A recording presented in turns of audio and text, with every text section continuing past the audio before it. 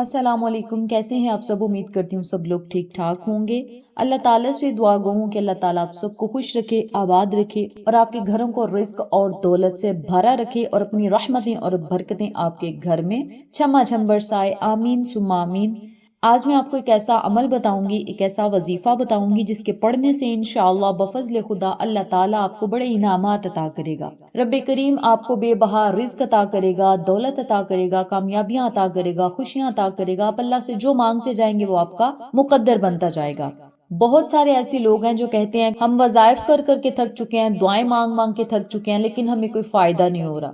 تو ایسے لوگ جو ہوتے ہیں یا تو ان کا ایمان کمزور ہوتا ہے، یا پھر وہ دعائیں مانگ مانگ کے تھک چکے ہوتے ہیں، یا پریشانیوں سے، برے حالات سے لڑ لڑ کے تھک چکے ہوتے ہیں، اور وہ آخر کہہ ہی دیتے ہیں ہماری دعائیں نہیں قبول ہو رہی، یا اللہ تعالیٰ ہمیں نواز نہیں رہا۔ پریشانی کی حالت میں جو ہے وہ غلط الفاظ جو ہے وہ بول دیتے ہیں۔ جو پریشانیوں سے تنگ آ چکے ہیں، حالات سے، زندگی سے تنگ آ چکے ہیں، زندگی سے مایوس ہو چکے ہیں، انہیں لگتا ہے کہ ہماری دعائیں قبول نہیں ہوں گی، یا پھر انہیں لگتا ہے کہ ہمارے حالات نہیں بہتر ہوں گے، یا ہمارے حالات بدلیں گے نہیں، تو ایسے لوگوں کے لیے آج میں جو عمل لے کر آئی ہوں انتہائی آسان عمل ہے، چھوٹا سا عمل ہے، لیکن اس کے فائدے بڑے ہیں۔ اگر آپ یہ عمل کر لیں گے تو انشاءاللہ تنگ دستیاں بالکل ہی ختم ہوں گی۔ اللہ تعالیٰ آپ کو اپنی رحمتوں، برکتوں اور انعامات سے ضرور نوازے گا۔ یاد رکھیے گا، اللہ رب العزت ہمیں دن میں 5 وقت بلاوا بھیجتا ہے۔ اللہ تعالیٰ ہمیں اپنی طرف 5 وقت بلاتا ہے، یعنی 5 وقت اذان جب ہوتی ہے تو اللہ تعالیٰ ہمیں اپنی طرف بلاتا ہے، اپنے گھر بلاتا ہے، نماز کی طرف بلاتا ہے۔ اپنے سارے کاموں کو چھوڑ کر اللہ کی یاد میں لگ جاتے ہیں، یا اللہ کو یاد کرتے ہیں، اپنا فرض ادا کرتے ہیں، تو اللہ تعالیٰ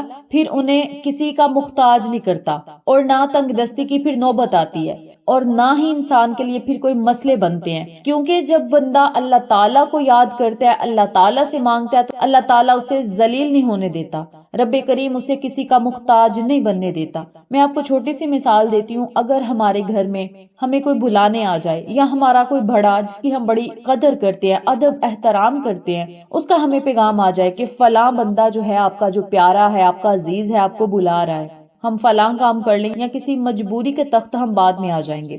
اکثر اوقات ہم ایسا کرتے ہیں، ہم چلے جائیں تو کوئی مسئلہ نہیں، نہ جائیں تو ہمارے دل کو پریشانی لگی رہتی ہے کہ اس بندے نے یا فلاں ہمارے پیارے نے ہمیں پیغام بھیجا تھا، ہم اس کی بات نہیں سنیں گے، یا ہم اگر جائیں گے تو وہ ہمیں غصے ہوگا، یعنی ہمارے دل میں وسوسے ہوتے ہیں۔ تو آپ خود اندازہ لگائیں کہ اگر ہم لوگوں کے بلاوے پر اتنا پریشان ہوتے ہیں تو ہم اللہ کے بلاوے پہ کیوں نہیں پریشان ہوتے؟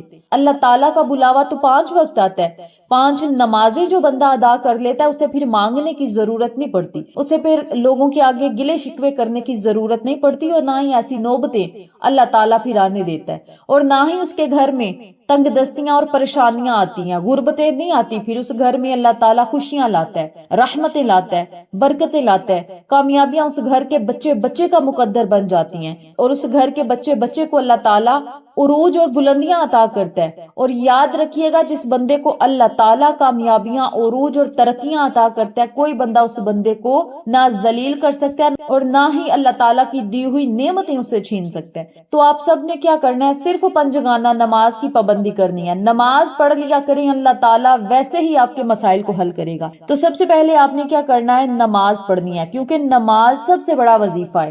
جب اللہ کا ہمیں بلاوا آتا ہے تو ہمیں چاہیے سارے کاموں کو چھوڑ کے نماز پڑھیں، نماز کی پابندی ضرور کریں، نماز کو اپنے اوپر لازم کر لیں، فرض ہے یہ ہمارے اوپر، اور آپ بھی فرض سمجھ کر نماز کو ادا کیا کریں۔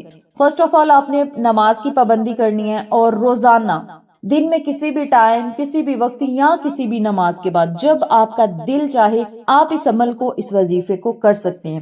آپ نے کیا کرنا ہے؟ 7 مرتبہ درود پاک پڑھنا ہے، درود پڑھنے کے بعد 21 مرتبہ سورۃ الکوثر پڑھنی ہے، 21 مرتبہ سورۃ اخلاص پڑھنی ہے، 21 مرتبہ صلی اللہ علیہ وسلم پڑھنا ہے، 21 مرتبہ یا ارحم الراحمین پڑھنا ہے، اور 21 مرتبہ ہی یا مسبب الاسباب، یا مسبب الاسباب۔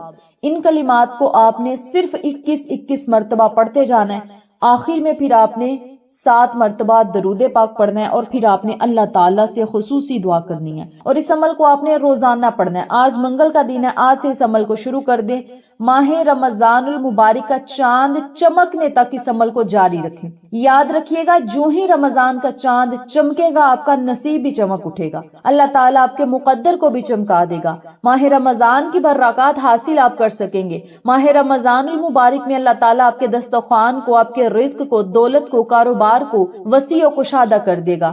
بندشیں، رکاوٹیں ختم ہوں گی، کامیابیاں آپ کا مقدر بن جائیں گی، پریشانیوں کا عالم جو ہے وہ ختم ہو جائے گا، مصیبتیں ریزہ ریزہ ہو کر ختم ہو جائیں گی، آپ کی زندگی میں خوشحالیاں آئیں گی، قرضوں سے نجات ملے گی، بیماریوں سے شفا ملے گی، بندشیں، رکاوٹیں، الجھنیں جو بھی ہیں وہ ختم ہو جائیں گی، زندگی کا ہر مسئلہ، ہر پریشانی ختم ہو جائے گی۔ صرف آپ نے اس عمل کو کرنا ہے، بہت مشکل عمل نہیں ہے بلکہ انتہائی آسان عمل ہے۔ پورا دن ہوگا آپ کے پاس، جب آپ کا دل چاہے اس وظیفے کو آپ پڑھ سکتے ہیں۔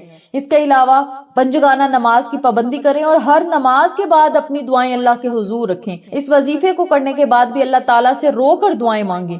رونا نہیں آتا تو رونے جیسا منہ بنا کر اللہ تعالیٰ سے مانگیں۔ اللہ تعالیٰ کبھی بھی بندے کو نہ ہی ذلیل کرتا ہے، نہ بندے کو در در کی ٹھوکریں کھانے دیتا ہے۔ جو بندہ اللہ کو یاد کرتا ہے، اللہ تعالیٰ دنیا کے حوالے اس بندے کو نہیں کرتا، دنیا کی ٹھوکریں نہیں کھانے دیتا، اور نہ ہی یہ نوبت پھر آتی ہے کہ وہ دنیا کے آگے ذلیل ہو، شرمندہ ہو، یا اس کے پاس رزق اور دولت کی کمی ہو۔ ایسا ہو ہی نہیں سکتا۔ اللہ کو یاد کرنے والا یا اللہ سے مانگنے والا کبھی رسوا نہیں ہو سکتا۔